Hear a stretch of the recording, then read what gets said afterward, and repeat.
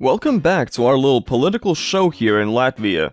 Today's the day I let you guys meet the teams, as today we'll be talking about parties. Not those kinds, and not these guys either, oh no. We'll be talking about something far more important. The parties running for municipal seats in the town and region of Sigold on June 7th. I'll also be covering other major parties in the country, since not all of them have lists in my hometown. For context and understanding of what the heck I'm talking about, go ahead and take a gander at the first video. But for now, I'll go through Sigold's parties in the order they've been assigned their voting lists at random. They're different for every municipality they're getting elections in. Latius Rebirth, translated as For Latvia's Development, is the first. They're a classical liberal party helmed by our previous defense minister and career politician Artis Pabriks. Technically, his party was the first I voted for, in a united list called Attīstībai Pār, or Development For, with a party called Kustība Pār, or Movement For. They're economic liberals and progressives, and fell off hard and didn't get re-elected last time around after giving off the sense they weren't really getting enough done. From what I can tell, despite not being overly corrupt or incompetent, they're not particularly popular or talked about. But they might pull off some surprising results, much the same that Development 4 had managed to pull back in 2018. After all, they might persuade some folks, who vote based on the biggest face they've recently seen on the wall, although they do have some stiff competition there. Next up, we have Nacionālā apvienība, or the National Union, who in Sigold, mind you, have merged their list with the Regional Union, the Vidzemes Party, a region-specific party for the part of Latvia, and the Young Conservative Party. I'll just talk about the National Union here, who have been at the helm in Sigold for as long as I remember. They're a long-standing party whose main appeal has always been, unsurprisingly, nationalism and conservatism. Now, ideology-wise, they're pretty much bipolar opposites in many regards. They hold hardline stances on immigration, conservative family values, and Latvianizing anything they can Latvianize. But although right-wing, they're also highly pro-NATO and pro-EU, although they're against EU federalization on foreign affairs. They also hold clear stances against Russian influence in the country. Basically, there are things I can respect about them, even though I would absolutely never give them my vote. But they're not without sin either.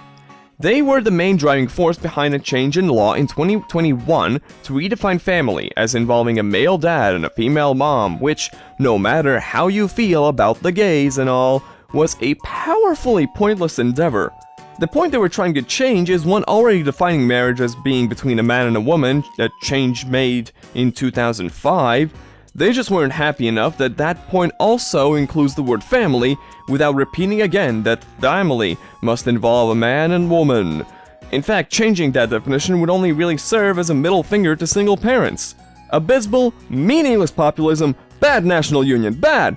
Get into the doghouse. Next, we have another shared ballot list between two right-wing populist conservative parties, both of which have had a pretty terrible track record, which is probably what prompted their union. Although I have no idea how this union makes sense, bear with me. On one side, you have Sovereign Power, a pro-Russian regionalist party led by people cut from Latvia First, another populist party we'll get to in a bit. And then Apvienība Jaunlatvieši, a group using the name of the first builders of Latvian cultural identity in the late 19th century, being for protectionism, a change of the political system to a voter-elected president, and lessening bureaucracy. So that's a pro-Russian party together with an overtly nationalistically designed one, if not one in practice, as well as a regional interest party together with a party which appears to want to cut down on regional bureaucracy. I don't get it, and all I can say is, it would be really fucking funny if these two put together got less votes than they did separately. Next we have New Unity. It's a party formed by combining the previous Unity party with a bunch of regional ones. It's also the current leader of the government coalition and contains a lot of seasoned politicians with a decent bit of education under their belt. That's not to say their party hasn't had its whiffs, and has often been accused of just basically being quite slow. And it was nearly out of the game in 2018, but it has since made a decent comeback in popularity and has given us our first well and truly competent and intelligent president in quite some goddamn time. New Unity is at center-right economically, but moderately to fairly progressive, and was, along with the progressives, the driving force behind the civil partnership law signed last year. They, along with the Social Democratic Party Harmony, were the two leading parties in the country for a good while, and Unity certainly fared the test of time better than Harmony did. They're considered by many to be a safe, stable, if not particularly exciting option for a vote. Similar to development, but a lot more likely to actually make it into government. Oh fuck, here we go. Latvija Pirmajā vietā, or LPV Latvia First. A wholly populist party held by one of Latvia's richest and scummiest oligarchs.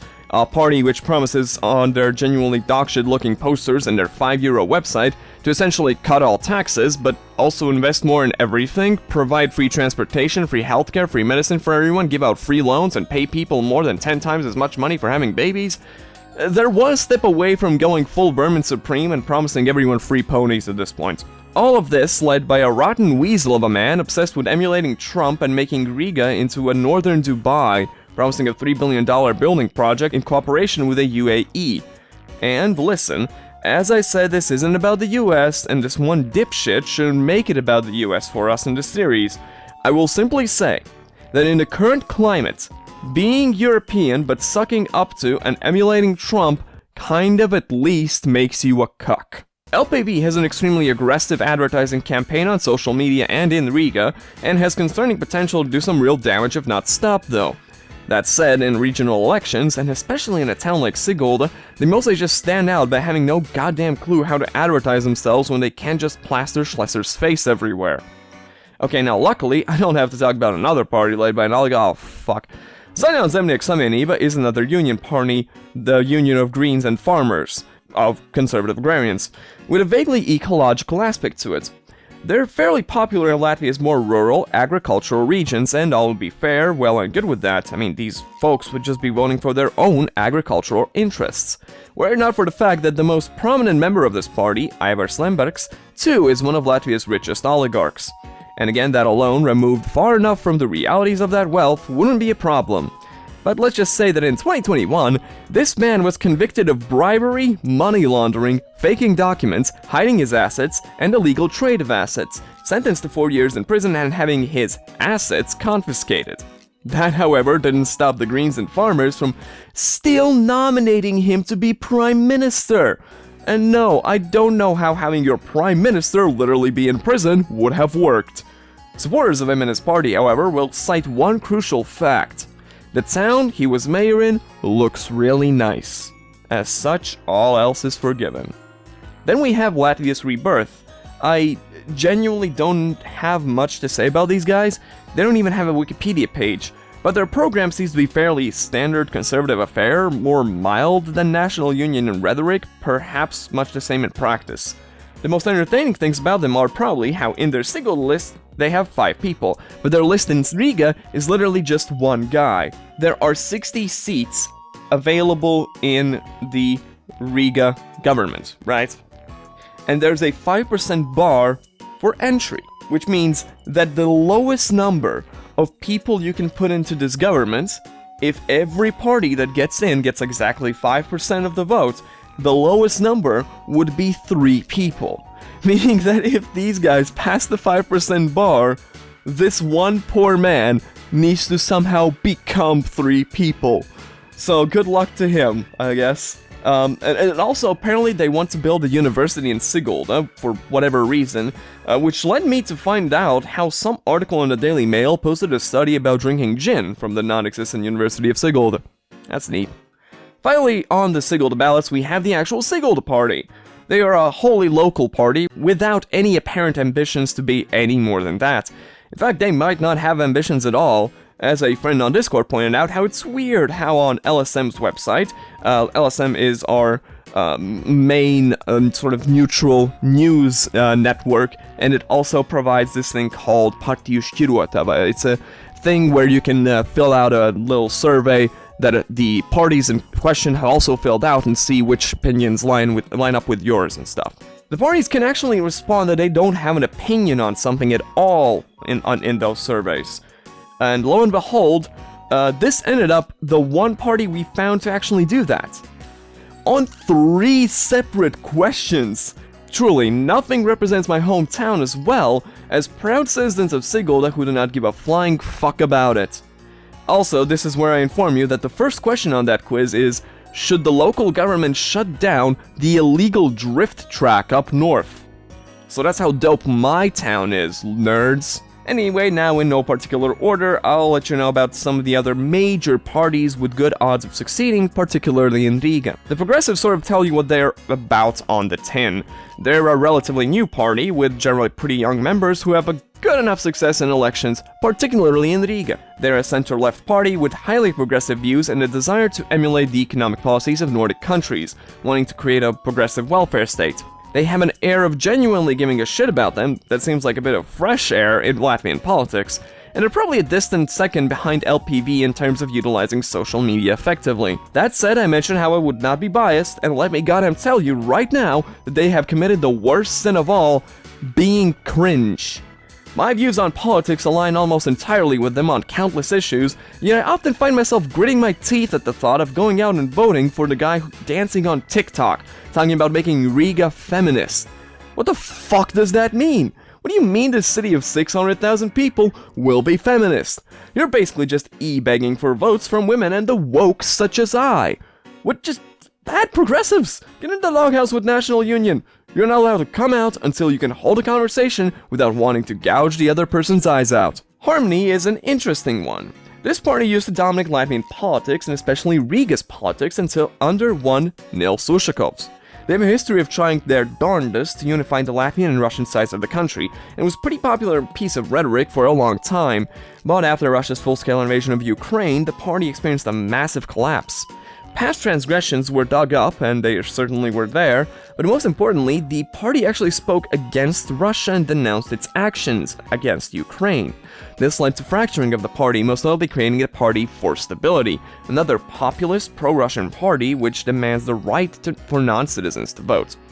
I repeat, non-citizens would be granted the right to vote, which should obviously be weird as hell in a country, like any country. But in a country on Russia's border with a lot of unintegrated Russians, it's particularly threatening.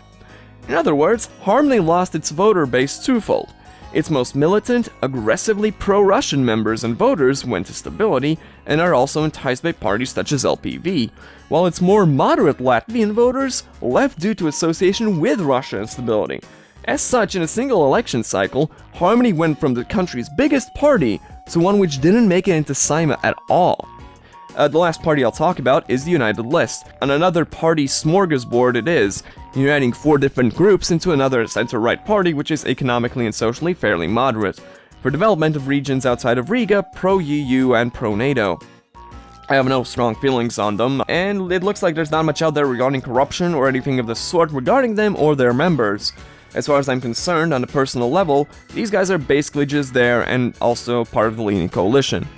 And there you have it. If there's interest, I can cover some of the smaller and less successful parties in another video, considering that it's never out of the question that one of them will actually end up making it big over the next year. But until then, remember to also leave all your comments in the description, as we're well on our way now, and as elections are just about to start. Let the games begin!